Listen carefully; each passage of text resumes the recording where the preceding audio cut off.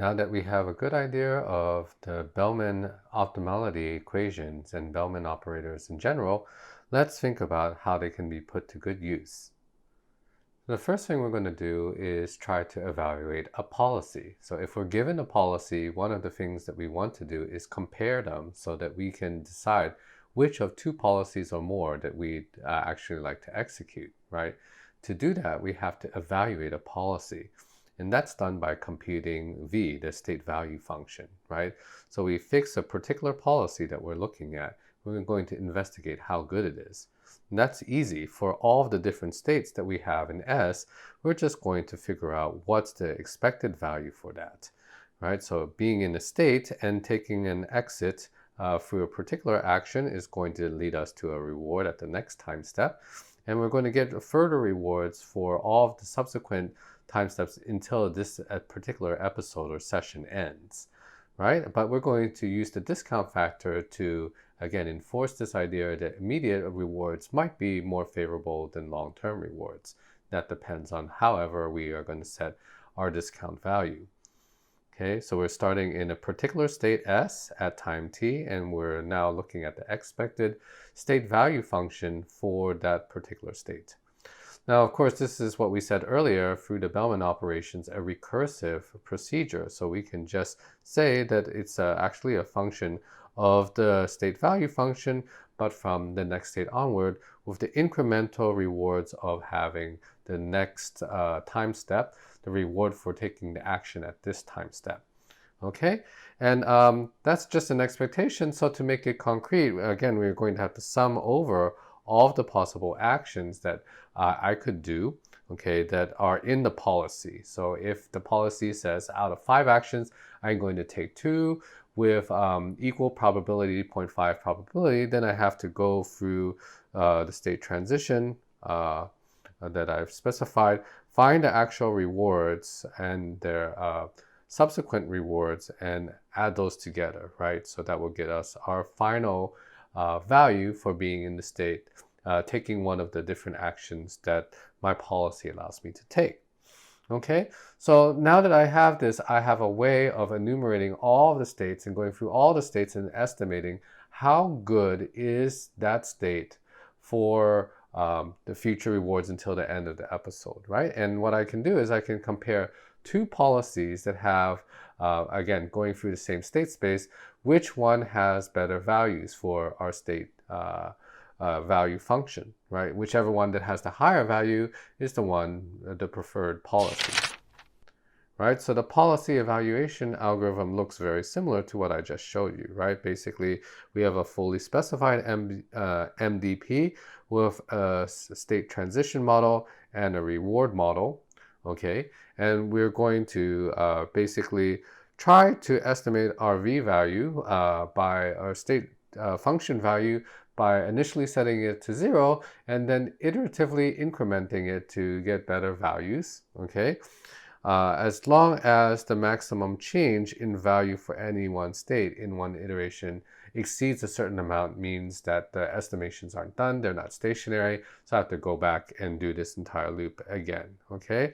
So the key step is right over here, and this is what we just covered in the previous slide, which is basically that I need to go through all the possible states that my policy, all the possible actions that my policy states that I can take from this particular state S, okay?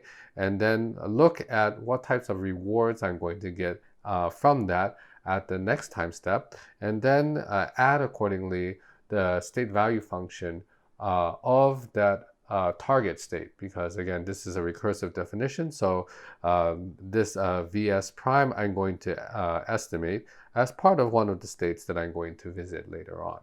Okay, so I'm going to go through all the states that I could possibly visit in this MDP, calculate this, and as long as some value changed from the previous iteration, I'm going to go do it again until all of the changes that are being made are small enough that I consider it stationary. Okay, and after that, I'm going to return the value for this particular policy. So with a policy evaluation algorithm, then we have the possibility of improving, right? So we're going to look at a particular policy that I have already instantiated and to say, for each state that I'm in, okay, what's the possibility that taking another action besides the one that's currently in the policy, okay, or changing, let's say, the distribution of ways that I'm going to take actions, okay, could they lead me to better results, okay? So what if I take another action A that's different from the current set of actions, okay? And if I were to evaluate the subsequent policy that entails, because there's a change of what I would do, that means I have a new policy, then if that new policy through policy evaluation is actually better than my current policy, then what am I doing? I'm obviously not going to stick with my current policy. I'll change to the better one, okay? So we're going to extend this idea not for just visiting a single state S and trying to find a better action, but to do this simultaneously for all of the states in my MDP, right? So at each state that I have in the MDP, I'm going to try to find an action that appears to be the best one according to my advantage function, my Q function. Remember, our Q function is specific to a particular policy, and it is specified by having a state and an action. So this is the idea of policy iteration, like what we covered at the very beginning. It's basically this idea that you start with a policy, you evaluate it, you look around, see whether there's other policies nearby that could improve, and if they're good, then you move there. It's sort of like a stochastic gradient descent for policies, right? So we're going to iterate over all policies until they're stable. So what happens is you start off with a particular policy, okay, our pi, whatever it might be, okay. So it says here that I might choose a random action for each state at the beginning, okay. And then what I'm going to do is I'm going to evaluate how good that policy is. Is it any good or not, okay? And we already saw this policy evaluation algorithm in the previous slide. Then what we're going to do is we're going to decide whether we can improve upon that policy that we already have cooked up, right, and evaluated. We're going to see, again here, whether there's another action that might actually be better than the one that we're currently taking by evaluating our Q function. This is what this part is here, right? Okay, and then if that's the case and my policy has shifted, then I'm obviously changed the policy and I have to go back to the policy evaluation part and redo the policy evaluation, because now my policy has changed. I want to see how good it is and then iterate down after I've done that inner loop. Okay, this takes time too, and then improve my policy, okay? So there's an inner loop of policy evaluation with an outer loop of policy improvement. So this is exactly what we saw earlier. We start with a random policy, we evaluate how good it is, right? And then after finding out how good it is, we consider changing the set of actions that I'm doing at any one state, right? That's going to be an improvement step. And then I have a new policy and I have to iterate. A key finding though is that actually we don't really care equally about both halves of this problem. We only really care about this bottom part, okay, which is our policy, because actually we don't care whether our estimates are good or bad. What we want to end up with is the best possible decisions, even though our estimates about how good the states are or actions are might be lousy. It really doesn't matter as long as we have an optimal policy, okay? So we can ask ourselves, maybe we don't actually have to get the policy, the estimates of the value function very accurate. They just need to be good enough to differentiate what type of action I should be choosing to improve my policy, okay? And that comes to the idea of value iteration.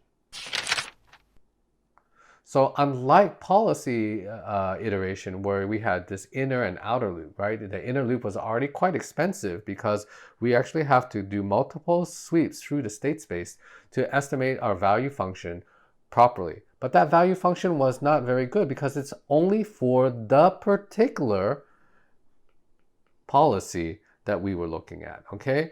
So it's not unconditional of any policy. What we in fact want to do is we don't care about this. What we care about is this, all right? If we have the optimum value function, right? If we have the optimal value function, just stepping or rewinding back one step and saying, if I have this optimal value function, what was the action that took me to this state, okay? And that obviously was the right decision to take at the state previous, right?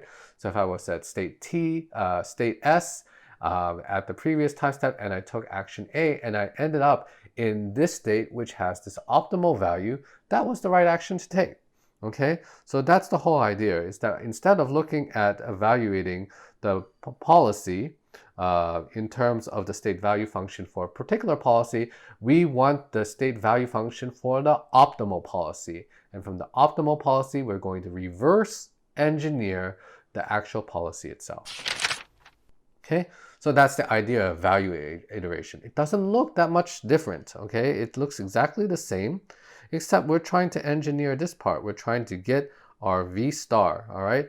Our V star is going to be taking a look at this, iterating over all possible states, but not considering a particular policy, all right? It's not, you don't see any pies here, right? Because we're not considering a particular policy. We're just trying to optimize the best possible reward I can get over any possible value, okay? So this is over the Q values, right? Okay, so going through all of these processes allows us to come up with the best possible set of value functions, a value function for all of the states, right? And then, as I said, once we have this optimal V star, okay, once we have this optimal V star, we are going to use that to create back the policy. We're going to find out which action actually brought us to this state that has the optimal value function.